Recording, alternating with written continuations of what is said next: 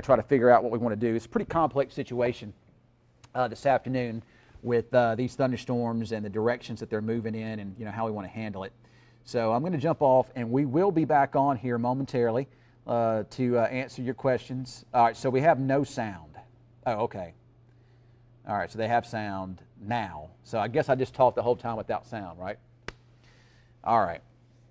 Well, hopefully that was at 24. Yep. All right, so I got to start all over again because we didn't have sound. All right.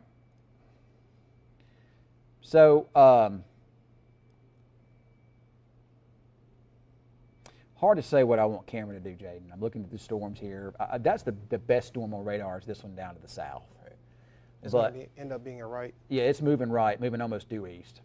But these cells, as they interact with each other, have a tendency to produce, helps to increase rotation. So that'll be interesting. If we look at velocity scans on these storms, you just don't see any rotation with any of them right now. They're just not there. There's just no spin out there. I heard some thunder here.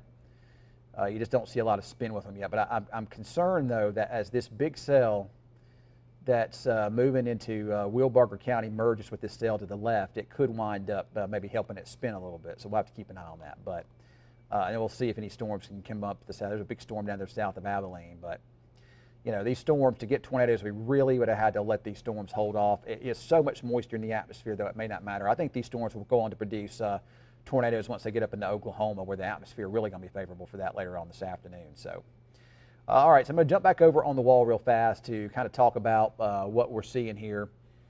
Sorry, man, let me see if I can put. So we got these supercell thunderstorms. All right, the supercell thunderstorms, the updrafts rotate and they spin. What they're feeding off of though is extreme amounts of instability in the atmosphere. Instability is defined by CAPE, C-A-P-E, convective available potential energy.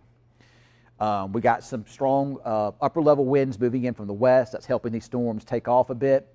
But what we don't have is a lot of that low level spin yet that develops. That usually doesn't develop until you get closer to that 6, 7, 8 o'clock time frame. It's when the low level winds, the low level jet begins to increase.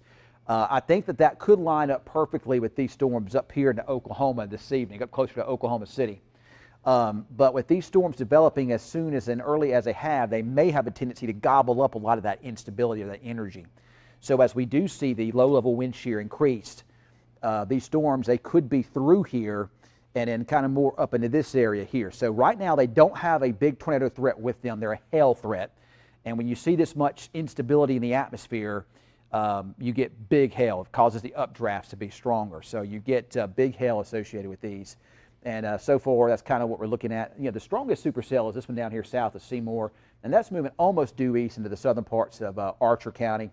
That's going to kind of brush along the border of Young and Archer County there. Could be some hail threats in Archer City with that. This is what we call a left split. It was a part of that initial supercell down here, and then it split. The upper level winds caused the storm to kind of split like this.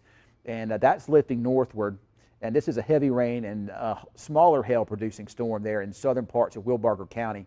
It's going to continue to lift up to the northeast. There's another supercell developing here on the west-northwest side of Vernon. But as this cell merges with the other supercell coming out of Ford County, sometimes when you see these cell interactions, it can cause them to spin a bit.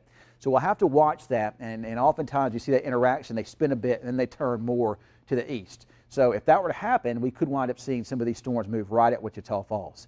Usually, typically speaking, though, in a severe weather situation, when you have a big supercell to the south, it robs that energy up to the north, and it would cause these storms up this way to weaken a bit. We'll just have to wait and see what the evolution of these storms is going to look like. Either way you look at it, even though we're getting a little lightning, a little thunder here in the falls now, we could get some of these, what we call four-flank showers from these storms here pretty soon but in the falls. But I don't expect the heavier stuff here until maybe after 4:30. Originally, I thought it'd be around 7, but it looks to me like these storms are going to kind of get over into this area sooner than that because everything developed so much quicker. It's just so unstable, no cap out there, and that's why these storms are forming. And when we look at instability or CAPE, anything that's over 1,000, 2,000, it's measured in joules, is usually pretty high and considered pretty significant. But when you see a instability getting up 4,000 joules, that's considered extreme. Today it was 6,000, so that tells you how much energy these storms are feeding off of. It causes those updrafts to just feed off of all that energy, and they can just explode upwards, and it just causes that rising motion to be even stronger. And when you get that upper level wind coming in from the west, it helps that ventilation aloft, so it helps them to continue to rise, and it helps them last longer. So we'll just have to wait and see. We're going to watch this cluster in here. That could wind up, there's a couple things that could do. It could either help a little bit of a spin here, or it could generate what we call a cold pool.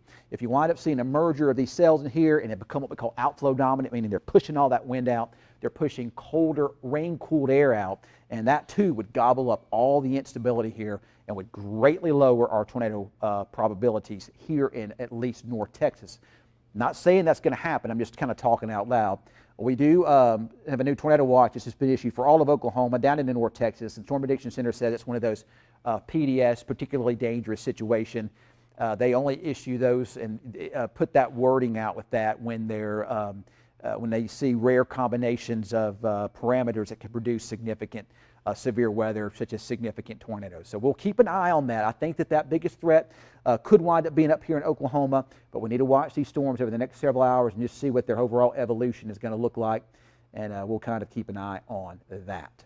So I'm going to jump off here and kind of keep an eye on things here, and we'll be back on social media and probably 24/7 channel here in just a little while.